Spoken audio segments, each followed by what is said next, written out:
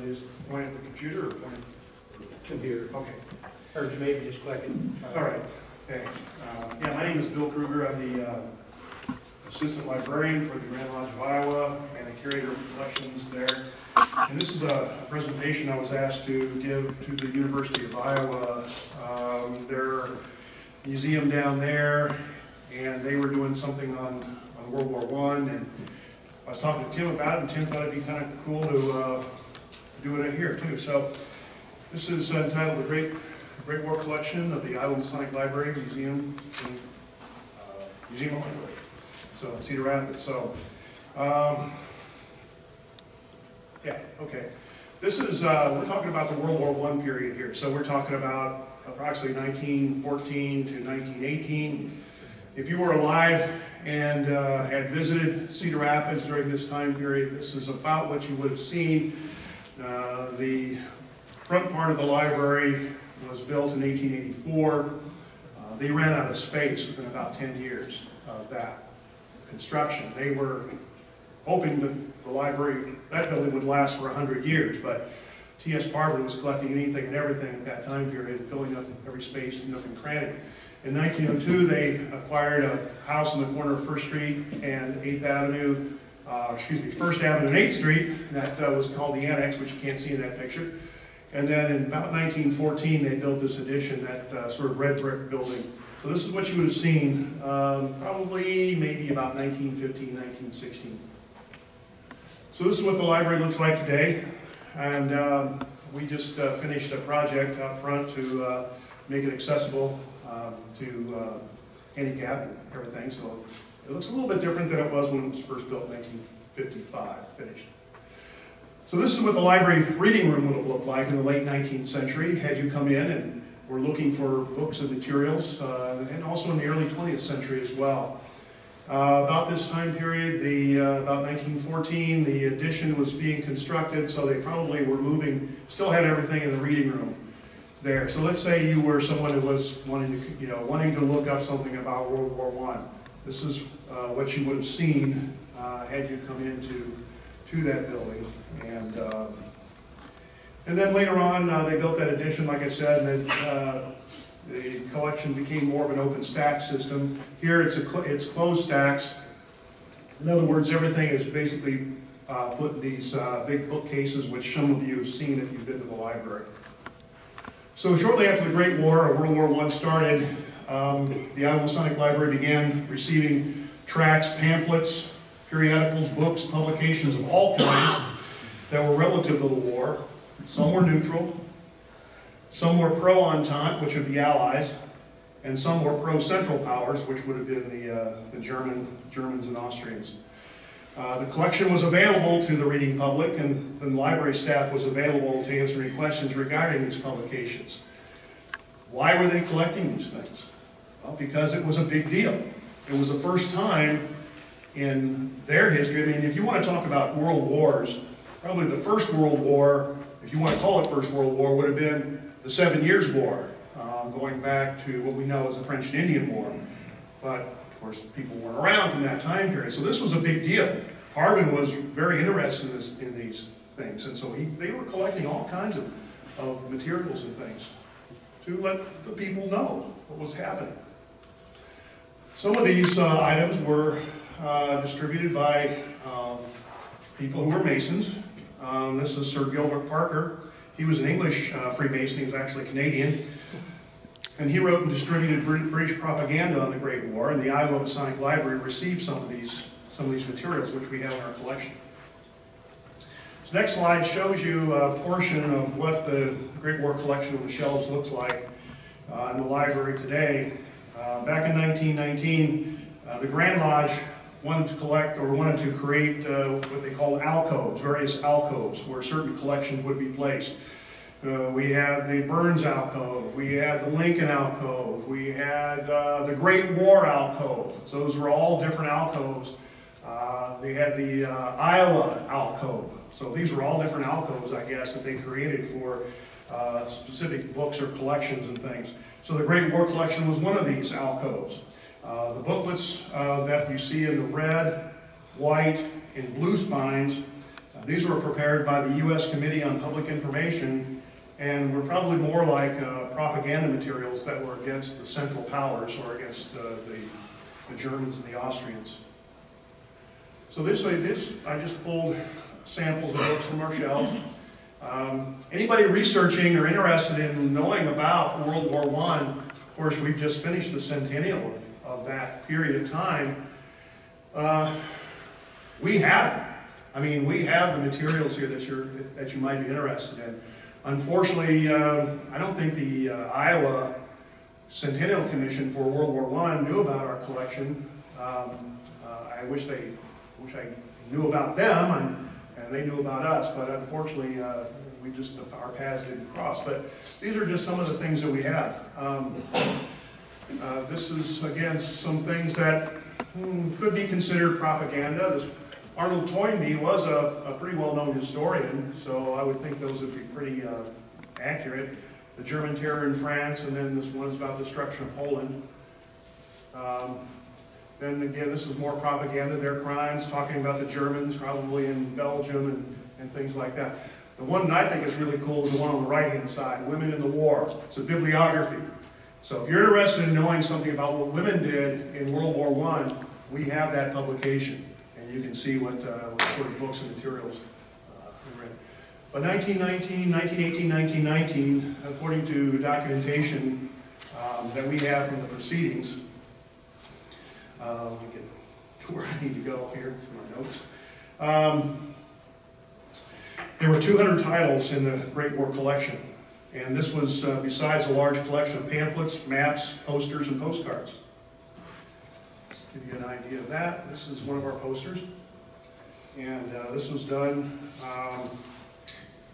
as a way of trying to spur on the Liberty Loan movement.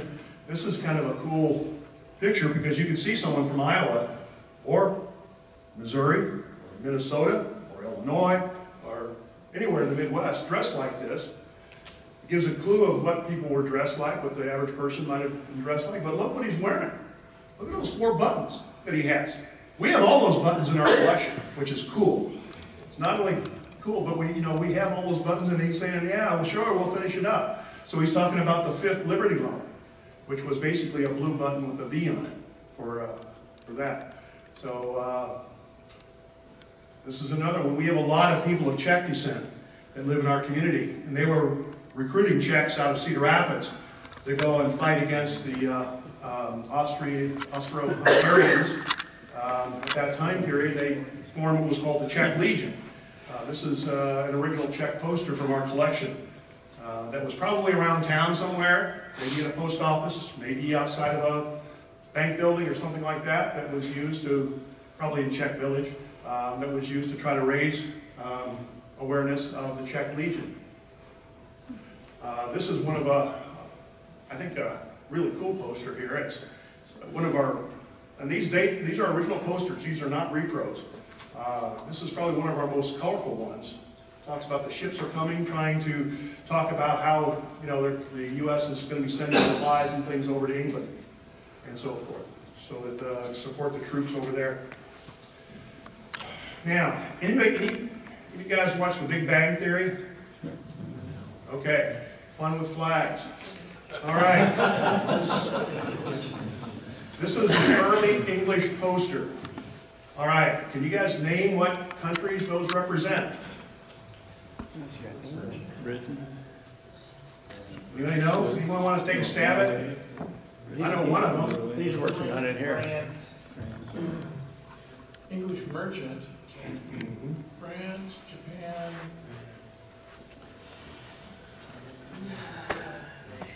All right, if you give up, I'll tell you. All right, from left to right. That one is the English red ensign, probably a naval flag. The next one is Serbia. The next one is Russia. On the right side, we have France, we have Belgium, and we have Japan. Where's the United States flag? They weren't there yet. All right. So this was an English poster that was trying to raise recruiting for the Allied or the Entente nations at that time period. These were the countries that were involved. We also have a large collection of World War I photographs. Many of the posters and the photographs were donated to us by a guy by the name of William Cross Bullen, and he was an English Mason. I think he fought in World War I, and these are, I don't know that they're original photographs, I think they're copies, but they're much like the ones that were sent to the Library of Congress and things like that. You can see they're down the very right-hand side, you can see the U.S. Army Signal Corps stamp there. That's Pershing with some of the troops. This is what it was like in the trenches, one of those photographs. This is some of the U.S. soldiers having fun at one of the canteens and singing songs around the piano and things like that. Of course, they're all smiling and so forth. I'm sure it wasn't like that at the time. And then also after the war came donations of artifacts that were received after the war was over with. And at this time period, Newton Parvin was our Grand Secretary, and he was just much of an avid collector, I think, as T.S. Parvin was. This particular helmet was probably late war German because of the lozenge colors that you see on it.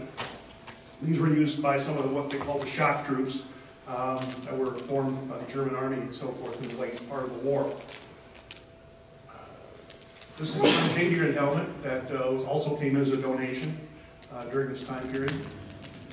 And this is a really cool coin, and this was done. Freemasonry was not really a big part of World War I as far as being having its own sort of jurisdictional presence in France during this time period. So what happened is Masons formed clubs. And this was a coin that was made by what was called the Washington Lafayette Masonic Club. And it was a coin, it was like a challenge coin that you'd find today. And this was made by Masons L.L. Lowe of Iowa and J.J. Hunt of Illinois in 1918. They were both members of this unit that was sort of behind the scenes. There were only 400 of the coins that were made, and one of them was given to General Pershing. And for some reason, we wound up with one, too, in our collection. And it's awesome. We had this on display at in our World War I exhibit a couple of years ago. But this was donated in the mid-1920s when J. Hugo Tash was our librarian at that time period. During the it was donated in the mid-1950s. Actually, Tim and I found this probably, when was that? Sometime in the early 2000s. We were up digging around in one of the closets, and we found all these, like four or five different suitcases full of stuff. And we brought them down, and we started opening them. I was going, my God, oh my God. I was going nuts. It was pretty exciting, and Tim's daughter actually helped with the processing of that collection, and now it's all been processed, and it's somewhere on our website. I'm not sure exactly where. We did get a grant for it to help process it and put it in archival boxes and things, so it's pretty cool. We just recently got the Jesse Danielson collection. He was a Freemason from Des Moines, and he was a member of what was called the U.S. Army Signal Corps, and they went around and documented photographs of some of the destruction and so forth after the war, made a series of postcards from that time period, and it's pretty devastating. Then we also just recently got the Henry Pearsall collection. Pearsall was a member of a destroyer group. He was on the USS Davis during World War I. They had a baseball team at that time period that was 0-300, I think. So anyway, yeah, there's a picture of a postcard in that collection that shows the USS Davis postcard to the baseball team, and so we have to give Craig, Hey, Bill. Yes. Did you tell everybody they were former Cardinals that played for that team? No, I think they were former Yankees. Anyway, that was donated to us in 2018, and that's still in process. We haven't completely finished processing that collection yet, but it's really, really cool. This is Isabella Peary, VA. This is a picture of her in her nurse's outfit. And then this is a picture of her going across the ocean. They have the K-Pop life vest and stuff. Now, the reason why we got the collection is because she was Eastern Star. So she was a member of Eastern Star, and she thought that she'd donate this to us. It's hard to pick her out in this photograph on the right, but if you look in the very center, the one that's, all the nurses there look like they have kind of dour looks and stuff, but she's the one that's really smiling and stuff. She can't wait to get back into the action. This was after she was a Red Cross nurse, so here she's a member of the U.S. Army. This is from the Jesse Danielson collection. This is on the left-hand side is a picture of him at a street in Belgium or France. And the right-hand side is a picture of him at one of the turrets gun turrets at Zeebrugge. That was basically it was a mole that the Germans had. Zeebrugge was on the Belgian coast, and Germans were using this as an inlet to allow the submarines to go in and out into the North Sea. And the Royal Marines and British Navy staged a raid on that in May of 1918 and blew up all those gun turrets. Lost a lot of life. Also, you'll see a ship there further out. They also sunk some ships to block the channel to keep the submarines from using that channel. So again, they were documenting some of the damage and destruction. And then we have someone who was not a Mason from Iowa, but he's just as important. This guy was James Norman Hall. Anybody know him? He wrote the Bounty Trilogy. Okay? He was from Colfax, Iowa, just up the road near Des Moines. He ended up writing 2 books that are awesome books, Kitchener's Mob and High Adventure. Kitchener's Mob he patched himself off as a Canadian, fought in a British infantry unit, found out his father was in a bad way in Colfax, was able to get back. He found out that he was actually an American. He still, was able to get out free, and then didn't have any problems or anything of that nature. Went back during this time. He was writing these diary basically to a publisher in Boston, and publishing in I can't remember the magazine, but they were publishing that. That's what became Kitchener's Mob. So when he goes back to Boston and wants to continue on as a writer and so forth. This guy who was the publisher of this magazine said, "Hey, I hear that they're forming an air unit. The French are forming an air unit, and the Americans are going to try to be a part of that. And I'd like you to be a part of that too." So he was like an embedded reporter in that. He actually became a pilot, became a captain, and actually he was the commanding officer of the unit where who was the ace from Ohio? Eddie Rickenbacker. He was Eddie Rickenbacker's commanding officer in that unit. So he went on to write the Bounty Trilogy with one of his squadron mates. So cool guy. And if you're interested in learning more about the Great War Collection, or if you have anything that you're interested in, the current library staff is ready to help. So, thank you.